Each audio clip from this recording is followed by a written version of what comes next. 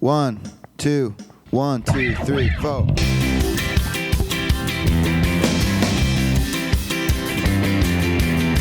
Hey everybody, it's Sam Jacobs. Welcome back to the Sales Hacker Podcast.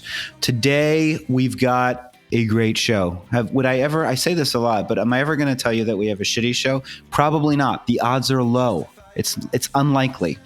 We can go into reasons why that is offline sometime. But first, this is going to be a good show. We've got Carson Heady. He is a 3-time novelist that writes about sales. They are novels featuring salespeople as protagonists. It's called The Birth of a Salesman series. He's going to talk to us about that. He's also going to talk about what it's like carrying a bag at Microsoft as a cloud specialist, working on some of their products, how to effectively do social selling, why it's important to cast a wide net, why you have to understand probabilities, what the holy trinity of sales is. So there's a lot of great nuggets in here, he's just a great person. It's great to talk to him.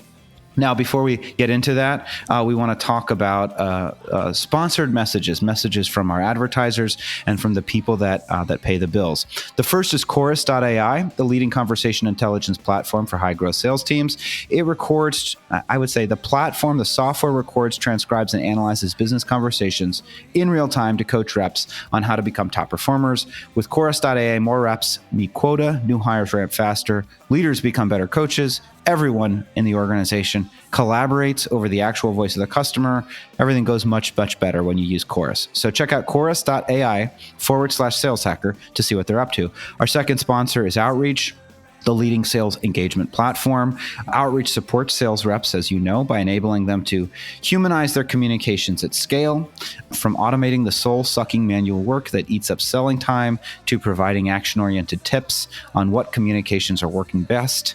Outreach has your back. Outreach is one of the companies that is just kicking ass right now, growing incredibly quickly, and they also acquired Sales Hacker last year. Now we've got two more items. One, coming up in March, Outreach is running Unleash 2019, the Sales Engagement Conference. It's going to be an amazing conference. I'm going to be there. A lot of the guests of the pod are going to be there. We've got some notable celebrities that are going to be there. It's March 10th through 12th. So, press pause on the podcast, go ask your boss, ma'am or Mr. or Ms., or just remove the gender moniker prefix altogether. I don't know where I'm going with this. The point is, ask your boss, can I go to San Diego March 10th through 12th? Listeners of the pod get $100 off simply for entering the code SHPOD. Hop over to unleash.outreach.io and use the code SHPOD to save $100 off your ticket. That is SHPOD and unleash.outreach.io. I can tell you that San Diego in March is a better place to be than most other places in the country. Beautiful zoo, beautiful beach, beautiful weather, great people. It's California.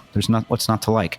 Also, we started a new tradition at Sales Hacker last year, our Top 50 Awards. We're continuing it this year. We're looking for amazing salespeople who elevated the profession in 2018. So we're asking you, Mr. or Mrs., or again, I'm getting back into the swamp of gender prefixes. So we're asking you, human, whatever your pronouns may be, we ask you, podcast listener, to nominate your colleagues or yourselves. Winners will be featured on this very podcast and will receive some very exciting prizes, including being featured on the podcast, including the recognition and praise of the Sales Hacker community.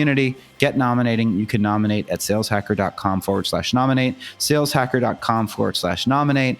I'm going to be nominating a few of my favorites, including Mark Jacobs, the best SVP of sales /CRO I know, who leads the team over there at CB Insights. And I'll probably nominate a few other amazing people as well. So we hope that you nominate some people. Anyway, I've been talking too long. Let's listen to Carson Heady, and here's today's show. Thanks for being here. Hey everybody, it's Sam Jacobs, and you are listening to the Sales Hacker Podcast. You know who I am at this point. I'm the founder of the Revenue Collective and the host of this show. But today's guest is a very special guest. He's an award-winning author and a top-performing sales leader, speaker, and management consultant. His name is Carson Heady, and he's the author of The Birth of a Salesman series, which details the art of sales, from interviewing through preparation, pitching, closing, and advancing your career. He's served over the course of his career at multiple levels of leadership at Microsoft, AT&T, Verizon, and T-Mobile. He's currently working at Microsoft, and he's overseeing partner relationships and leading strategic sales planning. He's got a strong social media presence of over 330,000 followers, has hosted the Smart Biz Show on AG Radio, and he's been interviewed by a number of sales gurus, including Jeb Blunt and Jeffrey Gitomer, and me. I'm a sales guru. So. Anyway, welcome, Carson. Welcome to the show. Sam, thanks so much. Appreciate the opportunity. We're glad to have you.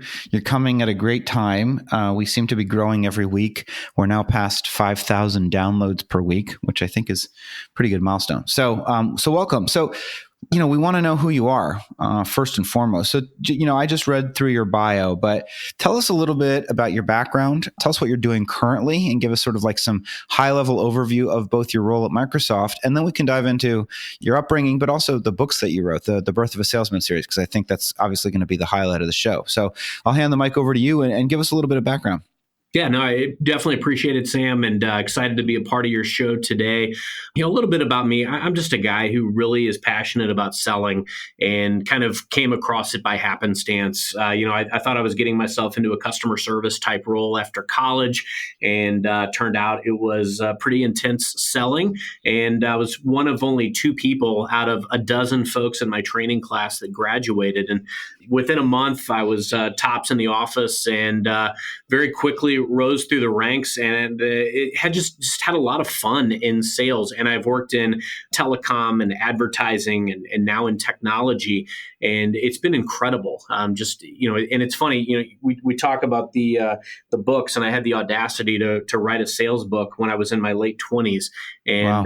I knew nothing about selling relatively back then. That what I understand now, and just how my perspective has evolved. And I think that's true of us all. I think it's important that we task ourselves with a constantly evolving selling perspective and leadership perspective. So right now, I do work for Microsoft. I am in a specialist type role. I'm in St. Louis, and I've got a territory and some reps that I work with, and several different other specialists that I work with across different competencies. But the long story short is I'm in selling, and I work directly with, in some instances, clients and sometimes partners based on what their initiatives look like. And whether it's me constructing a complex deal, or whether it's pulling in resources in our immense company and partner ecosystem, my role has a lot of different hats. And so it keeps me on my toes. It's never dull, and it's a lot of fun. Now, you mentioned the books, and so I do have three currently. I'm tinkering with a fourth, but it's been the best experience I could have imagined. It kind of, I obviously haven't sold enough to retire because I still have a day job, but at the same time, I've been able to connect with people all over the world like yourself because of those books, and without them, those types of relationships never would have occurred. So it's been a very rewarding experience, and I continue to learn, and I'd consider myself a student of sales. So where are you from originally? Cape Girardeau, which is 100 miles south of St. Louis. It's probably best known for two things, and based on your perspective, that these could be good or bad. It's the home of Rush Limbaugh, and it's also the place where we filmed the movie Gone Girl. Gone Girl is a good movie. Rush Limbaugh is a bad, not a positive reference from my perspective, but we don't want to introduce politics. I guess if I need to score some drugs, I can go visit with Rush Limbaugh. Just kidding. I think Cape Girardeau is mentioned in, it's like a Lucinda Williams song or something. I've heard it in a song recently that I got to go look It was up. actually on the, from what I understand, the last season of Ozark as well. They were traipsing through Cape, or mentioned something that had transpired in Cape. So it's definitely growing in the ranks, and maybe someday I'll be on their Wall of Fame too. So have you, sorry that we were going to talk about sales, but have you been to the Ozarks? I have. Yes, have you been to like Lake of the Ozarks or whatever? Phenomenal area. Yeah, I mean, it's a great area, nice family spots, and activities galore for the family or for the single person. So, I mean, you could make this an ad for it. There and no like big crime syndicates and heroin distribution and stuff like that. Like, not that I know of, and I've never seen Jason Bateman wandering around there either. That's too bad, Marty Bird. Well, fair enough. All right. Well, let's talk about. So, you said tell us about your books. Let's figure it out. We don't have people that are both authors and so thought leaders on the one hand, and not that you're not a thought leader in your role at Microsoft, but it sounds like you've got a quota and you're trying to close deals. And I think it's always great also to have frontline practitioners. So it would be great to dive into both aspects of what you're doing, but tell us about the books. What prompted you to write them? 3 books is deeply impressive, and tell us what they're about. And, I guess it's called the Birth of a Salesman series, but walk us through the trilogy, as it were. Absolutely. So I found myself writing a column years ago while I was at AT&T. It was a kind of a divisional column, and it was about sales and just different topics. And sales books have been written so many times that there was I've always had a natural inclination to write. I enjoy it. Hopefully, some people enjoy reading what I write, and yet at the same time, I was like, sales books have been done so many times and so well. I can't possibly contribute to that ecosystem. So I kind of created a fictional author of a sales book. And so I toggled back and forth between a novel about this fictional protagonist having these experiences in sales, and then a book that he writes. And so he basically learns the lesson through real life application and then writes about it in this book. And so it's kind of a book within a book. It was a lot of fun to do. It was a labor of love. And I could tell you, it took a long time to get it published. I sent 968 letters or emails to agents and publishers, and very small amounts actually would even read it. And then I had a handful that agreed to publish it. And nowadays, if you've ever tried to write a book or get it published, it's an interesting experience for sure. And there's some folks that anybody will do anything for money. So there's some that still want you to buy it or pay for it. And I was fortunate I didn't have to do that. I went through a traditional publisher, and it was a good experience. Got it published, something I'd always wanted to do. So that's kind of what it was about. And it was called Birth of a Salesman. It is called that? Yep. So Birth of a Salesman, obviously a twist off of Arthur Miller's Death of a Salesman from a title standpoint. And, just kind of follows this guy, and he goes through typical things that I think we all encounter. I took a lot of influence from people that I had worked with and some of my own experience of just things that we had seen, and created a story. There's a little bit of a conspiracy running through the theme as well. So there's some business politics and selling, and just things that we grapple with on a day-to-day basis. And so that's kind of what prompted it. And that's a little bit about what it's about. And then, it was a good experience, and there was more story to tell. I think that's the greatest thing about being in sales, is that you'll always have more story to tell. And I would encourage you to journal your experiences. You don't have to set out to write a book, but I'll tell you, if I can do it, anybody can. And it was very rewarding. It looks great as far as something that you've accomplished in your body of work. And so, certainly would encourage you to at least journal your experiences, because it's great to look back and see where you've come from and what you've learned. But then, the journey kind of continued for this guy. So the fictional character is Vincent Scott. And, he's, like I said, he's this kind of the sales guy, and he decides to... What does he sell? So, everything and anything. He starts out very similar to my path. He was actually in the telecom business. I had a lot of stories from that time, and so that seemed like a natural place for him to start. And then he went into advertising later on. So we had some similar walk of life, and but the journey kind of continued into books 2 and 3. And each time, I wouldn't have done it if I didn't feel like I had a unique story to tell each time out of the gates. And so each time I've tried to put a little bit more of a unique spin on it. But I didn't want to go where others have gone and been far more successful than I could ever be. Are there sales ideas that you want to communicate through the books that also you want to communicate to the audience? Are there specific ideas, methodologies?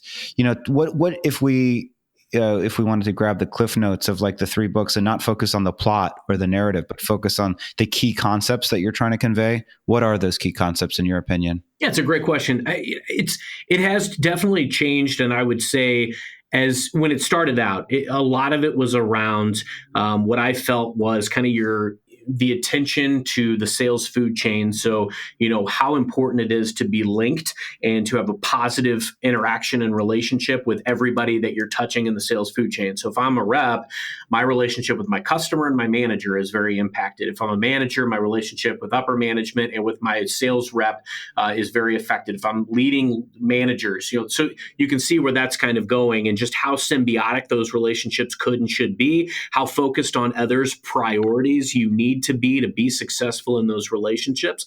I also have a philosophy about the holy sales trinity. It's the customer, the company, and you. And those three entities have to benefit from every deal that's constructed. If somebody loses in that deal, it's a bad deal. Walk away from it. Don't do it. And I think applying those philosophies is paramount. So, even in my role today, I still craft deals and situations. And of course, I've got to make sure that, the partner that's involved and my organization that's involved gets the things that, that are high up on the priority list. But I also have to ensure that, the customer is getting theirs, that we're bringing in resources to make sure that they benefit from this deal. And that at the same time, ensuring that I win. It's important that you're looking after everybody that's impacted by that deal. And it's not just for the immediate, because of course, any of us could go in for a cash grab, close a deal, get paid, but it could charge back. It could not, it could leave a bad relationship there with the client. And a year from now, when you want to go back in and upsell, or when that contract ends, you may lose that business if it's a bum deal. So you've got to be very forward thinking, but also focused on the priorities of the here and now. I would also summarize by saying I'm very people and process oriented. I'm a firm believer that if you've got the right people, and by that, I just mean people that have the right approach, the work ethic, the endurance, you've got the right folks doing the right process. And by right process, I mean the one that's got the highest probability at success each leg of the selling process. You're going to equate to success. I'm a big probability guy, statistics and odds. And, at each step of the process of selling, it's so important that we're focused on that step. When I'm prospecting, I can't focus on the end result. I can't focus on trying to sell everything and anything that I've got in my little bag of goodies. I've got to sell a meeting half the time, or just somebody to pay attention to what I have to say, or even just to want to connect with me in some way. And, we've got so many different tools that have come available during my selling career. It's extremely exciting, but it also, I think, ups the ante for us as sellers to make sure that we're really putting a quality and best foot forward.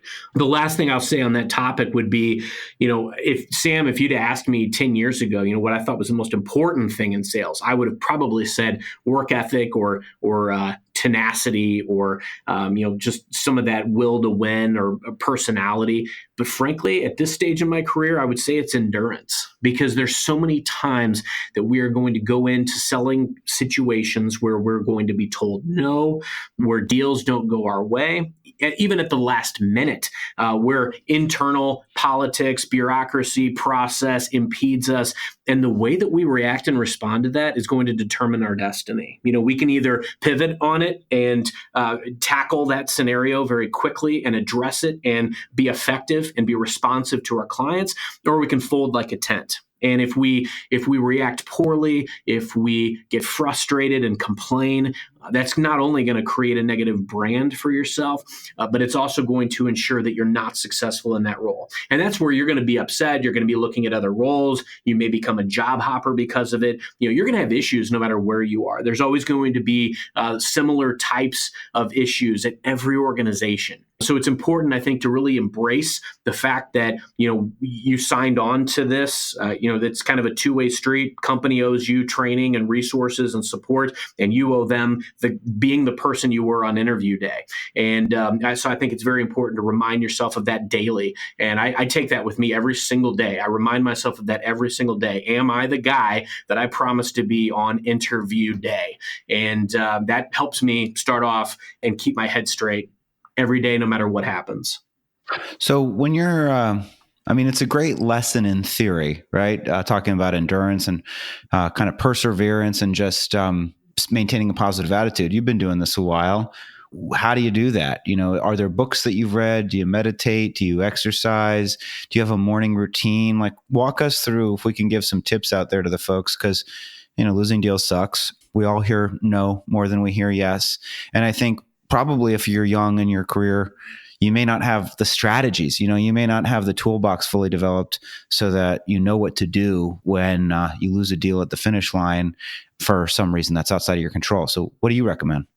I think it's important for me right now to repent for my past sins that hell in my 20s, I had the problem with wearing my heart on my sleeve on a lot of these deals. And I was reactionary in some of these situations. And I probably sat with the pain a little bit longer than I should have, rather than saying, hey, I mean, this is, learning from it immediately. I actually had one of the best years of my career this past year. And Congrats. coming off.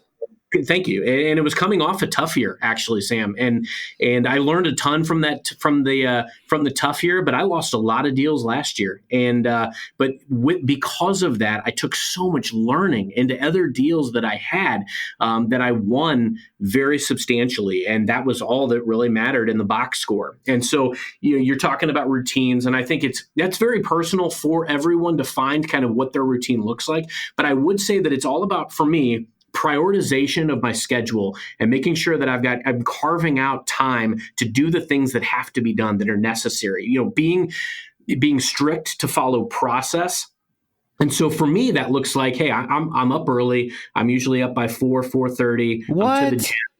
Oh yeah. And I'll tell you why. I'll tell you why in a second. And it's funny because my answer would be different at every stage of my career, because when I was young and single, I mean, I was sleeping in, I was getting to work right on time, and I was hammering out cold calls. And then as I got older and I was a sales leader, looked a little bit different. But now I'm married, I've got 2 kids, so I'm up early because that's really the only alone time I'm going to get for the day, and the only time that I can really totally 100% free my mind. So I'm up, I'm on the treadmill, I'm lifting weights, I'm listening to music from Rocky or whatever it is. I'm watching Netflix or streaming a show while I'm on the treadmill, because that's when I get to pick what I want to watch. And I come up with some of my best ideas.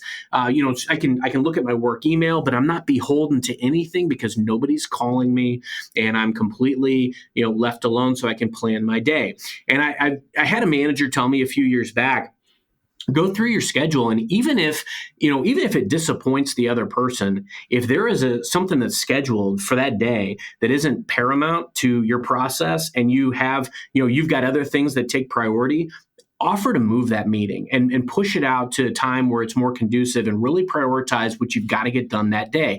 And I gave that a lot of thought, and I've started to subscribe to that, because you look at your schedule sometimes and there's some fluff. There's stuff that doesn't absolutely have to happen right then and there. And then there's other things on your schedule that frankly should and could be expounded upon, or maybe a customer is only available that day and you've been trying to get a hold of them for 6 months. You've got to prioritize. So I think it's important to be flexible with your scheduling. And so I typically make it a point to do that. And then also scheduling me time, whether that's meaning that you have to schedule a lunch. Lunch isn't just for wimps, Gordon Gekko. And also making sure maybe it's scheduling time to read a book, or maybe it's scheduling time to specifically to prospect, carving out that hour where you're going through and you're consistently prospecting every day, going through the business journals, going through your LinkedIn, your Sales Navigator, doing some outreach, planting seeds for future success. Being consistent and consistently applying process is what's going to yield results. So I think it's important to have a few different things based on your priorities, but it's also important to be consistent in your prospecting and in your you time, what's going to help you focus the best. And that's going to look different for everybody. But for me, that has made me so much more effective. I'll drop this soon, but what time do you go to bed? It depends. So a lot of times kid activities will take us up till like 8:30, 9 o'clock. And then, I try to spend a little bit of time with my wife before I got to go to bed. So it's like 10, 11 o'clock. So it depends. You don't get a lot of sleep. Okay. Yeah, I don't get a lot of sleep, unfortunately. Yeah. I'm sorry.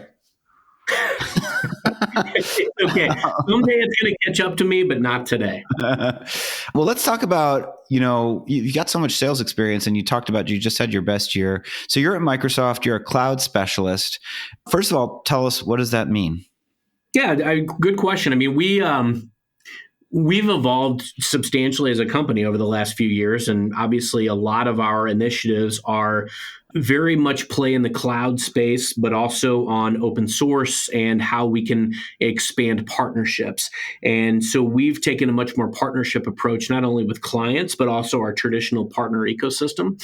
So my role specifically, I used to be an account manager. My current role, I've got a team of specialists that I work with. There's account managers that work into my St. Louis accounts that I partner with. I also manage the partner activity that transpires in those accounts. And so I spend a lot of my time meeting with partners, with account managers, and with clients. And in a lot of cases, a lot of the C-level, some of the more strategic deals are the ones that I probably get most involved in. So it can really vary, which is exciting and never dull, never boring. But my role is traditionally spent in some of the strategic deals that transpire in this geography. So these are the big deals that you work on. Would that be accurate? When you mean strategic, you mean like seven-figure deals potentially? Yes, absolutely. And so what's fun is I spend my time in what's considered the small, medium, and premier corporates. So I may have a startup company that is small in number from a seat perspective, but they consume a lot of cloud. Or I could have a 10, 15,000 employee organization. I have a lot of different industries that are represented. So it's exciting. I've learned a lot about deal negotiation in the role. I've learned a lot about just some of the different initiatives and things that customers are looking at now and into the future, as they kind of roadmap out their priorities. It's exciting to watch what customers are doing with the data, what they want to do with data, and even just being a small part of their journey. So you've mentioned prospecting a few times. What's the structure that you are part of a team of people that includes account managers, but I take it from the way you're describing it, you don't have BDRs or SDRs. You're sort of doing your own pipeline generation. Is that accurate? It is to a degree. So I definitely want to be respectful to our partner community. They do generate a lot of leads, but it's also important that we are going out proactively and connecting and meeting with. And so there are some BDRs in certain cases, and I would say a lot of times they traditionally will reside in accounts that are underpenetrated, accounts that are have maybe not grasped onto our overtures for cloud for the last few years. So there's a lot of folks that reside in that space. I spend a lot of time prospecting into the C-level, but also into the some of the with some of the applications that we have today. It could be sales, could be marketing, could be HR. So really anybody that could be that could benefit from our tools, which obviously that's pretty wide array. Now you're asking about prospecting and kind of what my MO is. Obviously, so we purchased LinkedIn. So I definitely want to point that out, that we own LinkedIn as I endorse it. So this is not like a company endorsement or anything of that nature. But LinkedIn has been phenomenal for me to personally go out, meet whomever I need, connect with, find who has what title at what organization, keep tabs of who is changing roles, geo-targeting, and helping really train my reps as well on how they can better prospect. And what I mean by that is probably best illustrated by one of our larger wins that we had within this past couple of years. And we have a lot of reports. We're a big company, a lot of data, a lot of reports, and so I can see when clients or even prospects potentially, so prospects that are not managed customers today, are maybe trialing some of our services, maybe using it to a small degree. And so actually went out, used LinkedIn to find, I saw an organization that was using enough to probably justify maybe a small agreement, but certainly would have benefited from some of our resources. So used LinkedIn. And I think where I use it differently than others is that if somebody wants to meet with a CEO or a CFO, a lot of times they'll reach out to the CEO or the CFO. I'll reach out to 20, 30 people maybe in an organization to get the one person or the 5 people that I may want to really ultimately connect with in the end.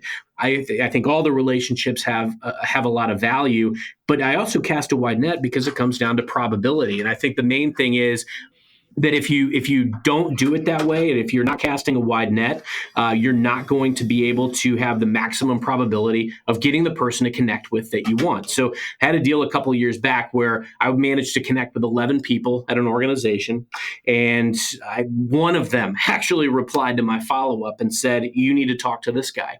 And I wasn't connected with that guy. Called that guy, said, "Hey, I was told by this person that that I should be talking to you."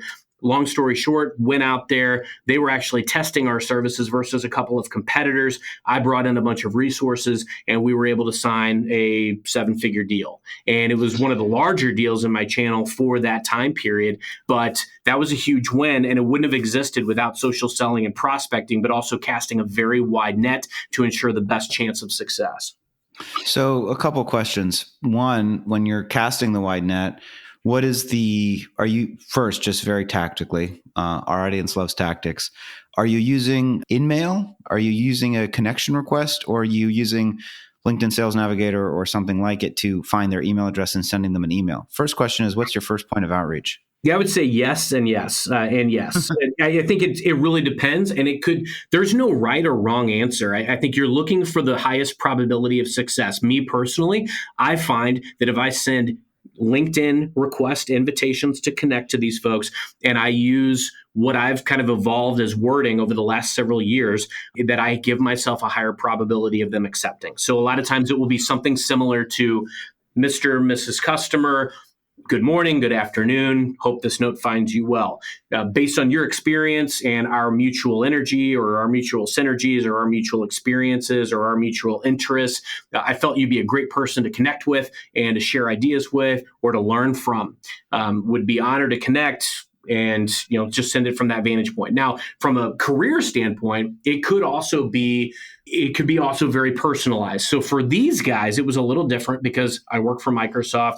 These guys were utilizing our technology. So it was actually a lot more targeted. And I noticed that you guys are actually utilizing some of our services. I want to make sure you're aware of the resources that we can bring to bear, some of the specialists, some of the potential funding dollars, you name it. So it could be very personal, or it could be very general based on the situation. I mean, if you're totally blindly going into an organization, it might be very general. And I encourage you to do things that you can scale effectively with, because if you definitely don't want to be prospecting into one account for an entire day only to come up empty. So finding a way to prospect into an account that can be pretty quick, where maybe I'm blanketing and sending 30 requests and I get 10 people that accept, and then I reach out to those 10 within a week and just try to set a meeting. That's what I would encourage. So it can be very targeted. It can also be very general, but I do mostly use LinkedIn connection requests.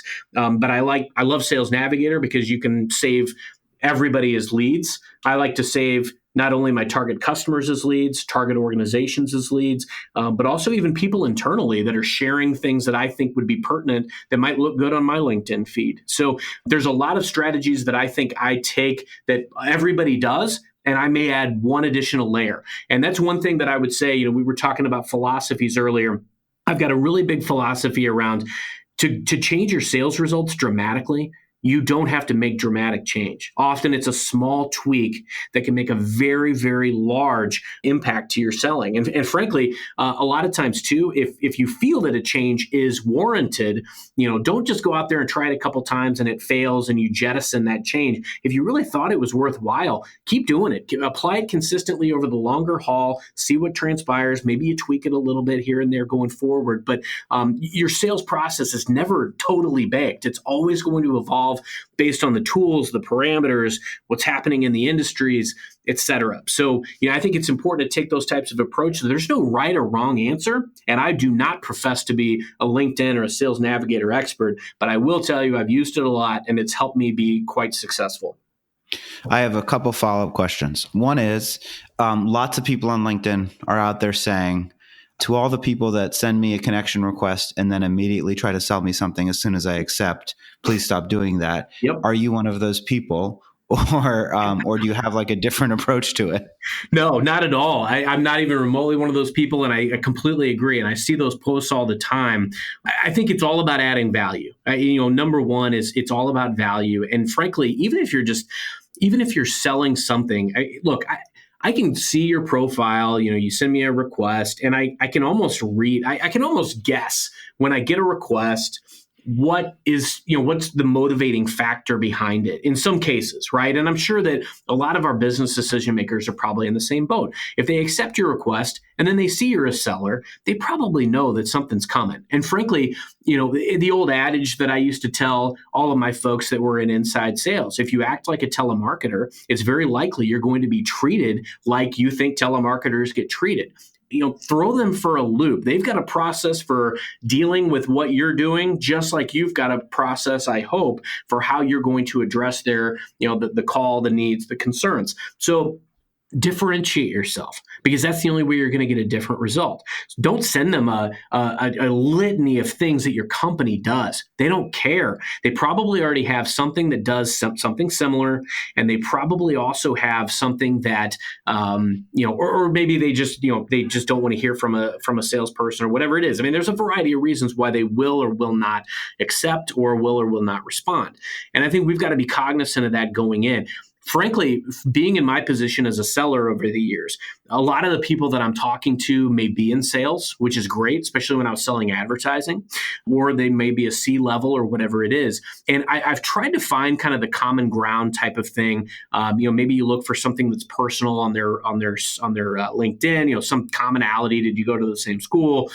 Would you have a similar interest? Are you in the same group? And so that can often be the common ground to get the connection. But also when you're sending a follow-up, just request. Remember, you're requesting a meeting. You're not trying to sell them that in an in-mail or an email. You're just trying to sell the meeting. And I think it's important that we remind ourselves that and tell them why you want the meeting or why the meeting would be of value to the customer. Or maybe you take it in a completely different direction altogether and you say, hey, I'm in this industry. I do this. But what I'm very interested in is we don't work a ton in your industry or whatever it is. And I would love to sit down, get your advice, or either maybe even hear, kind of how you're grappling with this issue in your industry. Or just think about a way that you can come at this prospect in a unique way. And if you do it in a unique way, you're more likely to get a unique result. Definitely don't want to reach out too quickly, especially immediately after. I always liken it to dating and the old movie Swingers. You want to wait at least 3 days before you call. So don't be so opportunistic that the second they accept your request, you're pouncing on them with every single thing your company does. But politely ask for a meeting, maybe 3 to 4 days later, if not more, and tell them why the meeting would be of value. And frankly, there's got to be something that your company does that differentiates. And even if it's a call, and I've heard very respectful approaches that, frankly, you may already be doing something in this regard, but I would love your feedback on this component, or this is kind of what we do different than the rest. And if you don't think it's worth your time, please just let me know, or if there's somebody else I need to be talking to. But I think the main thing is differentiate, be respectful, and understand that it's a numbers game. That's why I send a lot of notifications to a lot of different people, because the odds are small that I'm going to talk to somebody to begin with. And I know that if I send out 100, I can at least get a conversation. And I'm willing to do that, because once you're in the conversation, that's when you're driving pipeline and beginning a relationship. So another question for you. So one of the problems in sales is that oftentimes the people that want to talk to us and are willing to listen because they don't have any influence in their organization, and they just like to take meetings. And so I'm sure, because you're reaching out to so many different kinds of people, that you encounter those people. What are your tactics or strategies for, if you're ultimately trying to get to the C-suite, and the ultimate buyer is the CIO or the chief sales officer, chief marketing officer? What are your specific strategies to use those people to, judo your way to the people that you actually want to talk to, that have power, that have decision-making authority or influence, and have economic, authority, that can make decisions that can help you move the ball forward? Judo your way. I love that, Sam. That's good. It's funny that you say that because there's actually a chapter in my second book that there's a story, that there's a character that I kind of created that is that person, that person that shows up to the meetings, gets the free breakfast, is always at the events, but they never buy anything. And it's funny because I won't give you any spoilers there, but sometimes these folks can lead to a relationship, and you never know when or how, or even if it's at the organization that they're currently at. I mean, they may make a move somewhere else, and that's why it's important to make sure that you don't burn bridges in relationships, and that you're at least responsive in these types of situations. Now, you very likely, if you're running into this, you've identified that a person may fit that bill, that they may be somebody that is just talking us to take a meeting, period, to show up on a calendar, show their boss that they did something. And I think that's why it's so important too. And this ties to another really good trick of the trade, is always be looking for ways to set up a referral system. And this could be a litany of different things. It could be reaching out to different partners that, may or may not be folks that you compete with on every single facet of your business, but that you could have kind of a symbiotic relationship with, and do a kind of a barter of trade here where, I don't sell this metric, I don't get compensated on this metric, but you do. So I'd love to refer people to you that do this, and perhaps you could reciprocate by, referring back to me the folks that you don't sell this component to, but I do. So I think, that's one area where setting up a referral system is important. If you're talking to somebody that you think just takes the meeting to take a meeting, can they help and get you in front of an influencer in your organization? Hopefully at the end of each meeting, you're asking, who else should I be talking to about this? Obviously there's other people in your organization. Is it your boss? Is it this person or that person? Sometimes we're fortunate. We have situations where we're able to go right to the top and we're able to work with that person. But I've had situations where I've had to start relatively low in an organization and work my way all the way up. It helps sometimes because you're able to say, I've talked to your team, I've talked to your organization, and this is what they're telling me from a feedback perspective. So sometimes these meetings can be valuable, but certainly when you identify that I've had 2 or 3 meetings with this person, they seem to love it when I take them to lunch, but this organization's never bought anything, or this person hasn't introduced me to anybody in their organization, probably time to cut bait. If you ultimately want to get to the C-suite, I think it's important that you're targeting many different members of the C-suite, being cognizant that, you've got to, that really requires more of that personal touch because the priorities are so different from one another. Whether you're working with somebody that is very focused on the financials or the operations, the ROI, everybody's got a budget, and you've got to ensure that you're able to really bring value and understand their business model, understand their fiscal year and how it runs. So I think part of me wants to say, hey, you can get a lot of pertinent information that can help you get to the C-suite from the guy that just wants to take the meetings. And if they don't pan out to give you referrals or introduce you to anybody else in the organization, you can at least use some of that information when you're trying to prospect to a C-level. It actually helps you from a position of strength to say, hey, some of the feedback I'm getting from your team is this, and I'd love to talk to you about this, or get your thoughts on this, or how are you tackling this, or this is something we've done in this similar area, just to try to get their attention. Because again, probability, that may give you a better probability of getting in front of those folks. So I'd say, again, kind of cast that wide net, but don't discriminate against intel, even if it means that you may have eventually cut bait on some of these relationships that are not bearing fruit. That makes a lot of sense. When you we're actually funny enough, I mean, the time has gone quickly, but we're almost at the end of our time together. When you're thinking about, you mentioned perseverance, are there 1 or 2 other key lessons that you think we should take if we want to be successful, particularly in enterprise sales? Because, you're working on, there are multiple stakeholders. You're trying to work your way through the organization to get to the decision maker. Besides perseverance, what do you recommend that we think about when we're pursuing, a 12, 18-month sales cycle for 7 figures? So glad you asked that, Sam. It's also funny, and I want to make sure I point out too, because I know that there's a wide-reaching audience that you have that are at various stages of their careers. And when I was in my 20s and I was in an inside sales group, I managed an inside sales group, there was a lot of one call close scenarios, right? And so I was very transactional, and you compare and contrast that to where I am now, where there's longer sales cycles. You're working with the C level. It's all about relationships. And that is at every stage of your career. You could be selling something, you could be trying to move around in your career. I found myself inexplicably and not expectedly out of work several years ago, and I had to train myself to really look in the job market. And it ended up being from LinkedIn and social networking. There's a lot of tools that are out there. Nothing will ever replace the face-to-face, though. And so I think you use these social tools, learn how to maximize your usage of the social tools with high probability activities, but nothing's ever going to replace the face-to-face, the relationship, and the responsiveness. I've had so many customers do business with me only because they knew I responded every time out of the gate, sometimes within record time.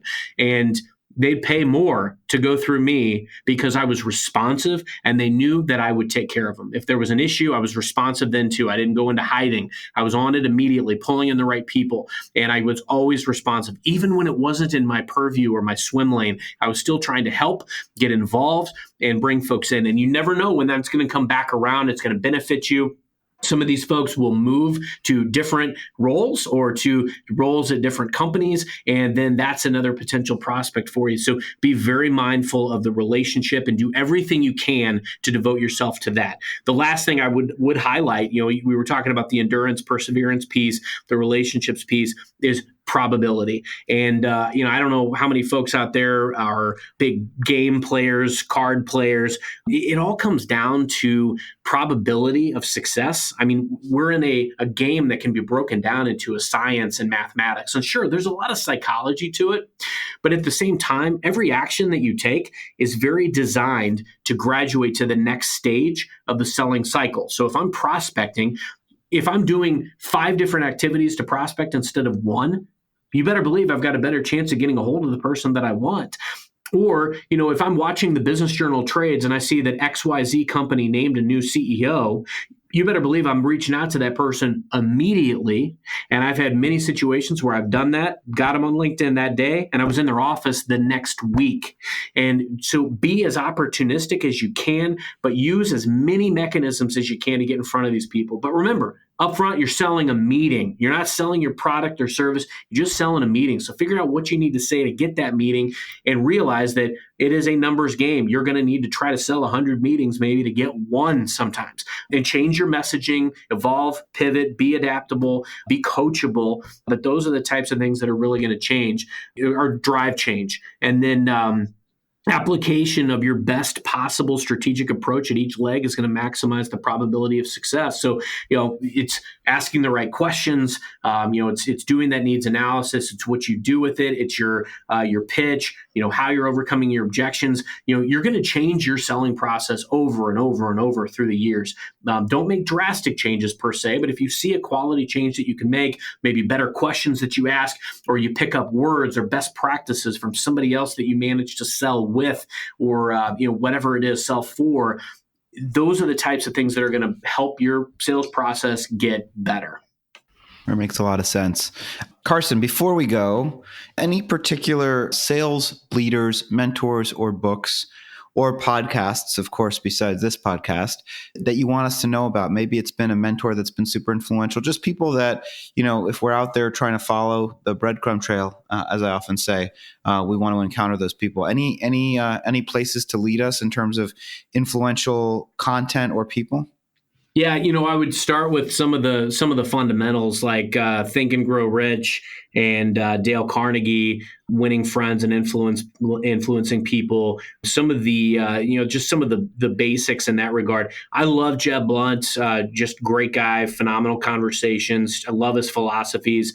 Gittimer, great guy. Just people that are just no nonsense, and we're all in the same. We're all in the same battle here. And I think it's have fun and just really enjoy yourself, but gravitate toward those things that are grounded in realism, because there's so many different selling philosophies out there. Philosophies don't necessarily get it done. Reading a motivational quote doesn't necessarily get it done, but practical application of these things and just really being truly customer obsessed, not paying lip service. Those are the types of things that I gravitate toward. There are some great podcasts out there. I obviously love yours, and there's several that I've been fortunate to be on that that have spoken to me. Like there was one with Steve Benson that I was on not too long ago. We love his philosophies. There was another one that I was fortunate to be on, the Mary Lou Tyler. And so there's a handful that I really gravitate toward. There's a really good article that I saw recently, and I think you guys posted it, and it was one of the top sales podcasts. And frankly, that list is gold. I spent some time going through a handful of those and just listening. And what I love nowadays is that you can just stream that stuff in your car while you're driving. No better way to kind of start your day or while you're going to a meeting. Fit some of that stuff in. And Simon Sinek, love his philosophies too. That's great. Simon Sinek is fantastic. Carson, if people want to reach out, if they want to buy your books, I assume they're on Amazon? Yep, Amazon and Barnes & Noble, and also available in Kindle. And then the first one is on audio as well. Cool. Birth of a Salesman. And then if they want to reach out to you, connect with you, learn more about sort of how you approach selling, is that okay? And what's your preferred mechanism? Yes, please. I love connecting with other sellers, and I will respond. I will would love to have a dialogue, would love to chat even. I'm on LinkedIn a lot, at Twitter. My handle is CV as in Vincent, Heady 007, and you can get me either place. Awesome. Carson, thanks so much for being on the Sales Hacker podcast, and we'll talk to you soon. Sam, my pleasure. Thanks so much.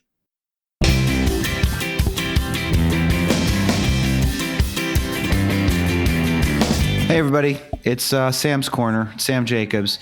Carson Heady, author of Birth of a Salesman. There's 3 books there. And then he works at Microsoft. And he is doing the hard yards of prospecting, opening up new opportunities with partners, closing deals. I think that in general, what I like most about Carson is just his overall attitude.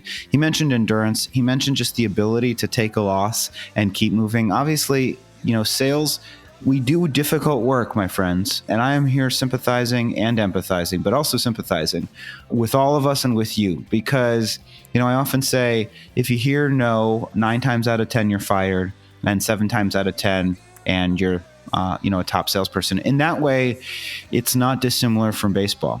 And so Carson's very focused on probabilities, but he's also focused on just process. And one of the parts about process, there's this big meme going around on Twitter right now. I don't know if you've seen it. Just a lot of people talking about how being busy is not a particularly interesting thing. I think Bill Gates, there was a clip with Bill Gates, Charlie Rose, and Warren Buffett. And it's amazing. Go look it up on the internet. Warren Buffett has his calendar book, and there's nothing in it because Warren Buffett doesn't schedule any meetings. And so, all these people, everybody out there in the world is talking about how busy they are. Honestly, who gives a shit? Like, nobody cares. Everybody's busy. And it's boring to talk about how busy you are. That's thing number one. You have to talk about it a little bit, but it's boring. Stop being boring. But that's not the important part. The important part is I saw on Twitter somebody write in reference to the idea encapsulated in this idea that Warren Buffett doesn't even have any meetings because he saves so much time for himself for thinking. So where am I going with this? Schedule time for yourself.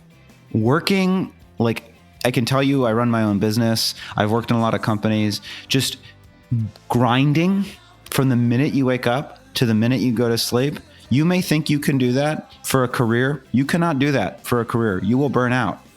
And it's exhausting. And you need to schedule time for yourself. You need to take vacations. Now, I don't want you taking any vacations. If you have a quarterly quota and you haven't made a sale and there's 13 weeks in a quarter, please don't take a 2-week vacation the last 2 weeks of the quarter. That's ridiculous. Don't do that. But you do need to take vacation. But even in the course of a day, you need to schedule time for yourself. There's nothing wrong with that. You don't need to feel guilty. You don't need to be there till 9 p.m. Sales is about interacting with other people. If nobody else is there to interact with your prospects, it doesn't make any sense. So put time for yourself. Put time for yourself to go to the gym. Put time for yourself to go out and get drunk with your friends. Or not get drunk if you don't like alcohol. Put time for yourself to read a book that's not about business, but read a work of fiction. Read a work of that's just interesting to you. Just make sure that you put enough time for yourself. And the phrase that is in my mind is being busy is cheap and prioritization is expensive. And it is expensive because you're going to have to say no to things. But learning the act of saying no to things that are not a priority is a key skill set of being an executive, and it will also dramatically improve the quality of your life. Listen, I'm a person that lectures people on what time to wake up, but it's more important that when you come to work, you are feeling good. A good mood is more important than staying at the office till 10 p.m. So that has been Sam's Corner. It's a little life lesson and a life lecture for you. I hope you enjoyed it. Now, before we go, of course, we want to thank our sponsors for this episode. It's Chorus, the leading conversation intelligence platform for high-growth sales teams, and Outreach, the leading sales engagement platform. Also, don't forget, we've got the Sales Hacker Top 50 Awards. Nominate yourself or your colleagues. Go to saleshacker.com/nominate. We want to hear from you. The winners will be featured on the pod itself. And I hope to see you in San Diego at Unleash. It's going to be the best conference you've ever been to, March 10th through 12th. If it's snowy and shitty on the East Coast, come to San Diego. We're going to be in bathing suits and drinking Mai Tais, etc. Listeners of the pod get $100 off. The code is SHPOD. Go to unleash.outreach.io and use the code SHPOD to save $100 off your ticket. God bless us all. I'll talk to you next time.